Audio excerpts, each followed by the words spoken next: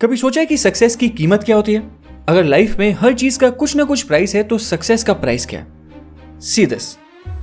I regret that I working so hard, spend so little time with my family. And I regret that if I have another life, I would never do things like this. What's the one thing you said, God, I wish I had done that I haven't done? You know, thanking Melinda. It may be. I don't think you'd necessarily want to be me. I don't think. Well, what's the worst part I about don't think you? people would like it that much. Well, most. अभी जो भी आपने सुना मैं उसको थोड़ा detail में explain करने वाला हूं। Let's start.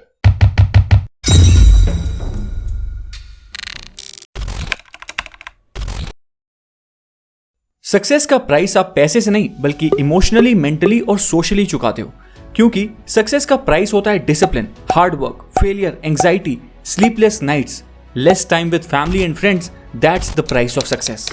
लेकिन पता है, सक्सेस का एक ऐसा प्राइस भी आपको चुकाना पड़ता है जिसके बारे में बहुत कम लोग बात करते हैं, और वो है लोनलीनेस।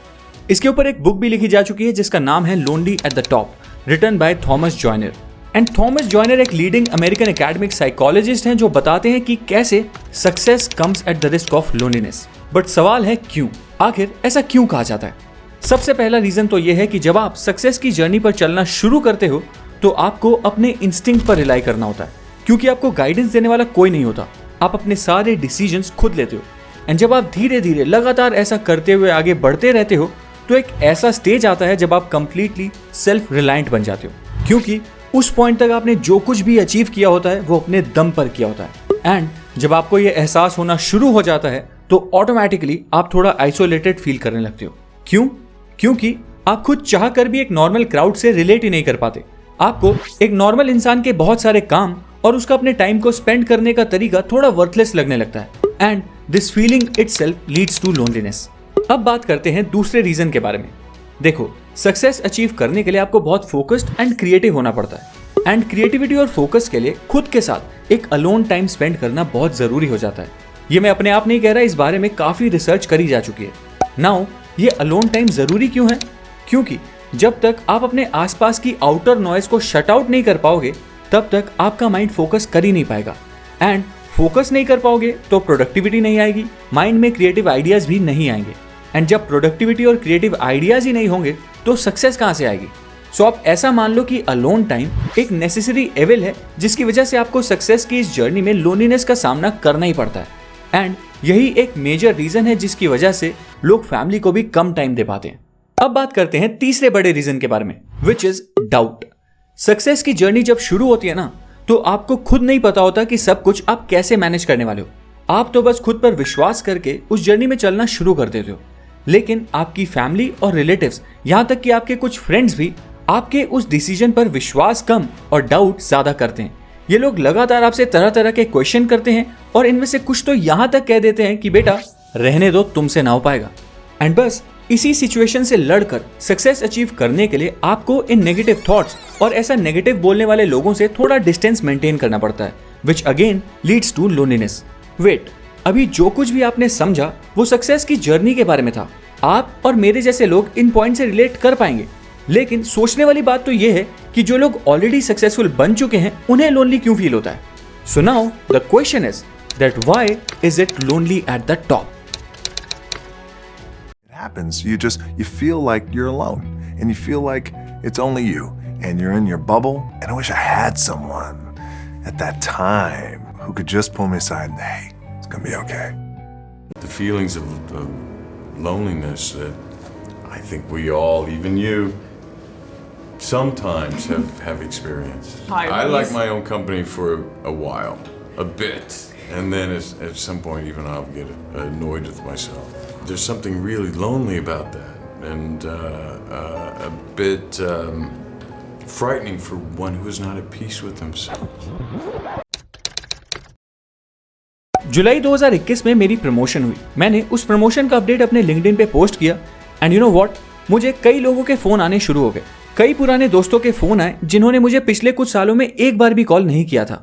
बट पता है, इसमें से ज्यादातर फोन या मैसेजेस मुझे सिर्फ कॉन्ग्रेचुलेट करने के लिए नहीं आए थे, बल्कि उनमें से कई लोग तो बस यही जानना चाह रहे थे कि मैं उन्हें अपनी कंपनी में अब रेफर कर पाऊंगा या नहीं। कुछ टाइम पहले तक जिन लोगों को मैं यूजलेस लगता था, अब वो मुझे अपने नेटवर्क, अपने ग्रुप में इंक्लूड करने के लिए एक इंपॉर्टेंट इंसान समझने लगे। So being successful has a different price.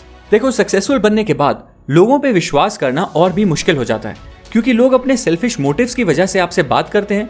बस कुछ गिने चुने लोग ही होते हैं जो आपसे जेन्युइनली प्यार करते हैं एंड जो आपके लिए जेन्युइनली कंसर्न्ड होते हैं। एंड इनफैक्ट जब आप किसी अच्छी पोजीशन पे होते हो तो आपके एक डिसीजन का इम्पैक्ट काफी बड़ा होता है।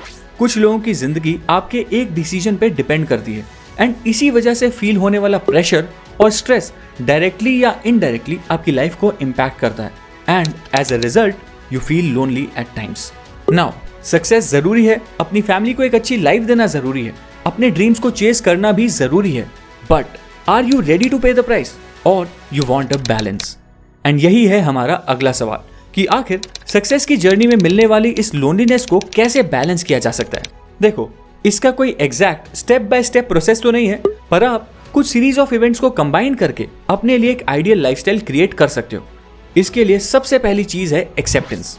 आपको इस बात को एक्सेप्ट करना होगा कि the journey to success and even the life after success is lonely and it requires a lot of sacrifice. और आपको इस बात को भी एक्सेप्ट करना होगा कि इस जर्नी में लोग आप पर डाउट करेंगे, कुछ लोग आपको डीमोटिवेट भी करेंगे। ये एक्सेप्ट करते ही आप मेंटली इस चैलेंजिंग सी जर्नी के लिए तैयार हो जाओगे। और इस स्टेज को मैं बोलता हूं द एक्सेप्टेंस स्टेज। दूसरा स्टेज है कि आपको प्रिसाइजली पता होना चाहिए कि आपका गोल क्या है, ठीक वैसे ही जैसे महाभारत में अर्जुन को पता था। मैं ऐसा इसलिए बोल रहा हूँ क्योंकि ऐसा होने से आप अपने टारगेट से डेविएट नहीं होगे और आप अपने टाइम को फुली यूटिलाइज कर पाओगे। इस स्टेज में आपको एक क्लियर विजन क्रिएट करना है। अब ये तीसरा स्टेज लोनलीनेस को दूर करने का सबसे इंपॉर्टेंट स्टेज है। जब आपका विजन क्लियर हो जाए तो आपको लाइक माइंडेड लोगों को ढूंढना है एंड उनसे कनेक्ट करना है। वैसे शुद्ध हिंदी भाषा में इसे कहते हैं अपने लिए एक सही संगत चुनना। क्यों? क्योंकि एक डॉक्टर की स्ट्रगल्स एक दूसरा डॉक्टर ही अच्छी तरह समझ सकता है, एक पुलिस वाले की स्ट्रगल्स एक दूसरा पुलिस वाला ही अच्छी तरह समझ सकता है।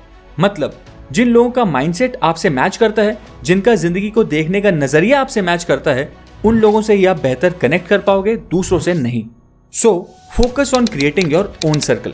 अब बात करते हैं चौथे स्टेज के बारे में, जिसे कहते हैं शेड्यूलिंग। एक प्रॉपर शेड्यूल बनाने का सबसे बड़ा फायदा ये होता है कि आप अपनी फैमिली के लिए टाइम मैनेज कर पाते हो। आपको पहले से ही पता होता है कि कौन सा काम आपको कब करना है एंड किस समय पर आपको अपनी फैमिली को टाइम देना है।